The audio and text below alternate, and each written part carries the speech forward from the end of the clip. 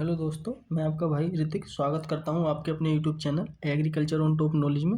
तो दोस्तों, I hope मुझे उम्मीद है कि आपको हमारी वीडियो पसंद आ रही हैं। ठीक है, तो आप हमारी वीडियो को ऐसे ही सपोर्ट बनाए रखें और हमारे चैनल को सब्सक्राइब करें। अगर आप हमारे चैनल पर पहली बार विजिट कर रहे हैं तो आप चैनल को सब्सक्राइब करें, बेल आइकन दबा दें, जिससे आने वाली वीडियो का नोटिफिकेशन आप तक क्या पहुँच सके। तो दोस्तों, आज जो हमारी हॉर्टिकल्चर की कौन सी क्लास होने वाली है, 13वीं क्लास होने वाली है। तो इससे पिछली हमने क्लास में देखी थी बाग लगाने की विधियाँ।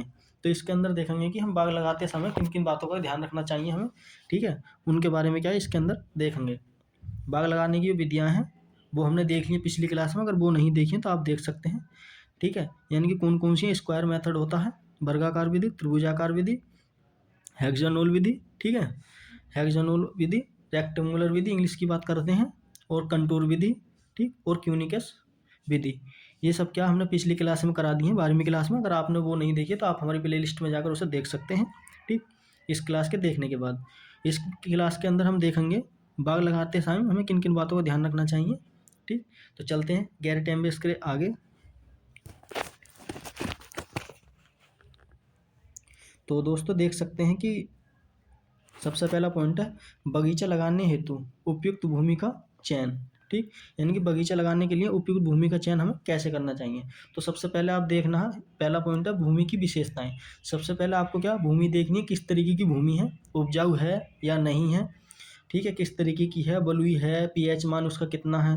ठीक है, उसमें जल निकास की व्यवस्था है, अगर आप प्लांट लगाते हैं खेत में तो पानी निकलने की व्यवस्था है। अगर बारिश का रेनिंग होती है, फील्ड में पानी भरता है तो उससे क्या प्लांट विल्ट हो जाता है, यानी कि सूख जाता है। ठीक, तो ये सबसे पहले देख लेते हैं भूमि की क्या क्या विशेषता होनी चाहिए बाग लगाने के लिए।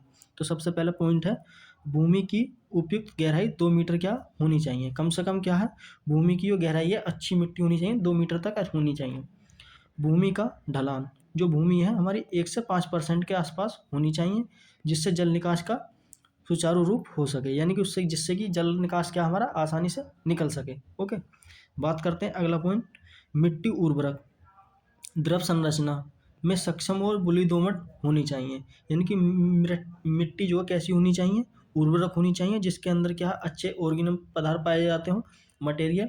ठीक, सभी क्या उसमें पाए जाते हैं, जिससे कि प्लांट की क्या अच्छी ग्रोथ हो सके। तो ज़्यादातर हम जो यूज करेंगे बाग लगाने में बलुई दोमट मृदा। ठीक, पीएच की बात कर लेते हैं, 6.5 से 7.5 के आसपास क्या उसका पीएच मान होना चाहिए।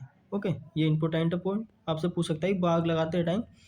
और लगाते टाइम पीएच कितना होना चाहिए, 6.5 से लेकर 7.5 के आसपास होना चाहिए। और भूमि का ढलान कितने परसेंट होना चाहिए ये भी पूछा जा सकता है, 1 से 5% के आसपास। ठीक, बात कर लेते हैं अगला पॉइंट, जल निकास की अच्छी व्यवस्था होनी चाहिए ताकि जल भराव ना हो। जैसे मैंने आपको बता दिया कि जल निकास की क्या अच्छी व्यवस्था होनी चाहिए उसमें, और जल निकास क्या आसानी से हो सके। ओके, तो क्षेत्रफल में उपयुक्त तापमान और आर्द्रता रहे, और वहाँ का एक टेम्परेचर ये नहीं कि ज़्यादा है या ठंड है या गर्मी है, इस तरीके का नहीं होना चाहिए। आपको वहीं प्लांट उसी हिसाब के लगाने हैं। अगर आपको लग रहा है कि हमारे यहाँ एप्पल की है, कल्टीवेशन हम कर सकते हैं, तो आपको क्या एप्पल का ही ऑर्चर्ड लगाना है। ना कि अगर आप सोचो कि हमारे यहाँ क्या है मैंगो का लगा दें, पता लगी आपने मैंगो का प्लांट लगा दिया और एप्पल का आपने लगाया नहीं, तो उससे क्या है वहाँ की क्लाइमेट क्या, जो मैंगो का प्लांट है वो ट्रॉपिकल और सब ट्रॉपिकल में ग्रो होता है। जो हमारा एप्पल का वो ट्रॉपिकल यानी कि ठंडे वाले क्षेत्रों में ग्रो होता है। अगर आप सोचो कि ठंडे वाली जगह पे क्या है आम लगाते हैं, और जो जो ठंड और जो सेब है हमारा उसे हम क्या गर्मी वाली जगह पे लगा देंगे, सब ट्रॉपिकल में लगा दें। तो दोस्तों, प्लांट तो ग्रो हो जाएगा पर उस पर क्या फ्रूटिंग नहीं होगी। ठीक है, फ्रूटिंग नहीं होगी। तो इसलिए क्या आपको हमें उनका टेम्परेचर देखना चाहिए और आर्द्रता ये देखनी चाहिए कि वो है इस लायक नहीं है प्लांट। आगे चलते हैं, बात करते हैं क्या बी, स्थान का क्या चयन होना चाहिए। कैसा स्थान का कैसा चयन होना चाहिए, वहाँ पर यातायात की अच्छी सुविधा होनी चाहिए। यातायात की अच्छी सुविधा होनी चाहिए, यानी कि अगर आपने प्लांट लगाया वहाँ से उस ऑर्चर्ड से क्या है आप फ्रूट भी तोड़ोगे तो उन्हें क्या अच्छे आसानी से क्या पहुँचा सकें। जो श्रमिक होते हैं, जो मजदूर होते हैं, उनकी भी अच्छी तरीके से क्या प्राप्ति हो सके, यानी कि उपलब्ध हो सके टाइम से। बगीचे में औद्योगिक प्रदूषण यानी कि ईंटों के भट्टे से क्या दूर होना चाहिए। जो औद्योगिक प्रदूषण होते हैं, जो चिमनी होती है भट्टे की, ईंटों का भट्टा हुआ, या मील है आपके पास में कोई भी, तो इनसे क्या हमें दूर लगाना चाहिए 5-6 किलोमीटर। ठीक, ये क्या हमारे पास नहीं होने चाहिए। इनसे क्या होता है कि कई सारी डिसीज हो जाती हैं। आम में तो क्या है ईंट के भट्टे से कई सारी डिसीज हो जाती हैं। बात कर लेते हैं नंबर 3 पॉइंट की, गड्ढे तैयार करना, यानी कि प्लांटिंग पिट जो होता है, बात करते हैं गड्ढे की तो पिट बोलते हैं गड्ढे, ठीक है। ये कैसे कब करना चाहिए, तो गड्ढे जो है मई जून में क्या हमें तैयार कर लेने चाहिए और उन्हें 1 महीने तक खुला छोड़ देना चाहिए। अगर आप क्या प्लांट लगा रहे हैं तो हमें क्या मई जून में क्या उन्हें खुदाई कर लेनी चाहिए। मई जून में हम क्यों करते हैं खुदाई, क्योंकि जो भी उनमें लिविंग ऑर्गेनिज्म होंगे इन जो हमारे लिए हार्मफुल है प्लांट के लिए, ठीक है, वो क्या मर जाएंगे जब उस समय पे क्या तेज़ धूप निकलती है, ठीक। इसलिए क्या हमें 1 महीने के लिए उन्हें खुला छोड़ देना चाहिए। बात कर लेते हैं छोटे गड्ढे का आकार, तो छोटे पौधों के लिए क्या है, जैसे केला है, पपीता है, फालसा है और जामुन है, तो इसका कितना रखते हैं, 15 सेंटीमीटर के आसपास क्या रखते हैं छोटे गड्ढे के लिए। आपसे पूछेगा कि जो केला, पपीता और फालसे के लिए हम गड्ढे का जो साइज है कितना रखते हैं, तो आपको पता होना चाहिए 50 सेंटीमीटर क्या रखते हैं, ठीक है। बात करते हैं आगे,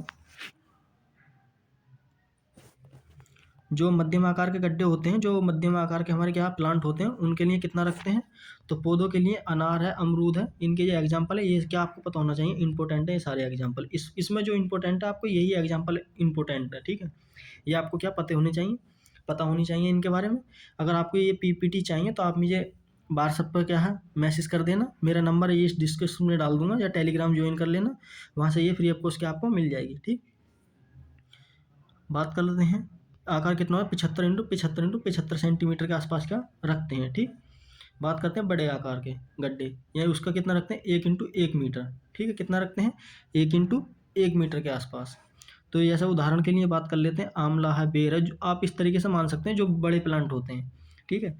जो बड़े प्लांट होते हैं ज़्यादातर उनके लिए हम कब कितना रखते हैं, आम, आंवला, बेर, खजूर, जामुन, इनके लिए 1 × 1 मीटर रखते हैं, ठीक। दोस्तों आपने जैसे अब गड्ढा खोद लिया, अब गड्ढे खोदने के बाद क्या करेंगे, उसमें किस तरीके का हमें जो फर्टिलाइजर है वो देना चाहिए, उसके बारे में बात करते हैं। गड्ढे की भरपाई सामग्री, आप प्लांट लगा रहे हैं, बगीचा लगा रहे हैं, तो उसके साथ हमें क्या क्या देना चाहिए प्लांट के साथ, जिससे हमारा प्लांट अच्छा ग्रो हो सके। तो 20 किलो क्या है उसमें गोबर खाद डाल देनी चाहिए, वर्मी कंपोस्ट, ठीक है। फिर 50 ग्राम क्या डालना चाहिए, मेलाथियन डाल लेना चाहिए। मेलाथियन से क्या होगा, जो भी उसमें दीमक वगैरह होगी, इंसेक्ट होंगे, वो क्या खत्म कर देगी। 100 ग्राम क्या सिंगल सुपर फास्फेट, ठीक है, डाल देना चाहिए, और 50 ग्राम क्या यूरिया डाल देना चाहिए एक गड्ढे में। ये क्या हमारा गड्ढे भरने की वो है। आपसे पूछ सकता है कि कितने % क्या चीज़ डाली जाती है एग्जाम में, तो ये आपको पता होना चाहिए साथियों, ठीक है। आगे चलते हैं, अब देख लेते हैं पौधे की दूरी, ठीक है, यानी कि किस पौधे की बाग लगाते टाइम कौन सी है, ये इंपॉर्टेंट है, ये पूछा जाता है आपसे एग्जाम में, ये वाला पॉइंट पूरा इसके बारे में पता होना चाहिए। जैसे मैं आपको बता दूं, आम को हम ज़्यादातर कितने लगाते हैं, 10 × 10 मीटर पर, तो उसकी कितने पौधे की संख्या हो जाएगी, 100 हो जाएगी। कितनी हो जाएगी, 100 पौधे लगेंगे 1 हेक्टेयर में। अमरपाली का है, वैरायटी है किसकी, आम की, तो इसे हम कितने लगाते हैं, 2.5 × 2.5 पर लगाते हैं, तो इसके प्लांट कितने लग जाते हैं, 1600 पौधे लग जाते हैं, ओके। बात कर लेते हैं आंवला, बेर और खजूर, तो इसे हम कितने पर लगाते हैं, 8 × 8 मीटर पर लगाते हैं, तो इसके कितने पौधे लग जाते हैं 1 हेक्टेयर में, 156 पौधे लग जाते हैं। नींबू और बेल, इससे कितने पर लगाते हैं, 6 × 6 मीटर पर लगाते हैं, तो इसके कितने प्लांट लग जाते हैं, 277 पौधे लग जाते हैं, ओके। बात कर लेते हैं अनार, अनार को कितने पर लगाते हैं, 5 × 5 मीटर पर लगाते हैं, इसके कितने पौधे लग जाते हैं 1 हेक्टेयर में, 400 पौधे लग जाते हैं, कितने, 400 पौधे। बात कर लेते हैं अंगूर और करौंदा, ठीक है, अगर आप लगा रहे हैं तो 2.5 × 2.5 मीटर पर लगाते हैं इसे हम, तो इसके कितने प्लांट लग जाते हैं, 2500 से लेकर 1600 प्लांट क्या लग जाते हैं 1 हेक्टेयर में। बात करते हैं दोस्तों केला, ये दोनों क्या है इंपॉर्टेंट है, ये वाला केला वाला पॉइंट है, इंपॉर्टेंट है ये इसमें, ठीक है। केला मैं आपको बता दूं कौन कौन सा, आम का ये, ठीक है। मैं इंपॉर्टेंट तो वैसे ज़्यादातर सभी हैं, आप एक बार क्या अच्छी तरह से 1 बार 2 बार पढ़ोगे तो आपको क्या हो जाएंगे, फिर भी जो मैं आपको बता रहा हूँ आम, अम्रपाली का ये, केला, इनके बारे में पता होना चाहिए। तो इसके कितने लगते हैं, 1.25 से लेकर 1.25 के आसपास रखते हैं, तो ये कितने प्लांट लग जाते हैं, 6400 पौधे लग जाते हैं 1 हेक्टेयर में, ओके। आगे चलते हैं, तो थैंक यू दोस्तों, आई होप, मुझे उम्मीद है कि आपको ये वीडियो पसंद आई होगी। अगर आपको पसंद आई हो तो कमेंट करके ज़रूर बताएं मुझे कैसी लगी, अपने दोस्तों तक भी ज़्यादा से ज़्यादा शेयर करें, ठीक है, जिससे वो भी क्या है आसानी से इसका लाभ ले सकें, और क्या हमें थोड़ा सा आपका क्या सपोर्ट मिले, ठीक। तो दोस्तों इसी प्रकार अपना प्यार बनाए रखें, मिलते हैं इसी प्रकार की अगली वीडियो में, तब तक के लिए हमें धन्यवाद।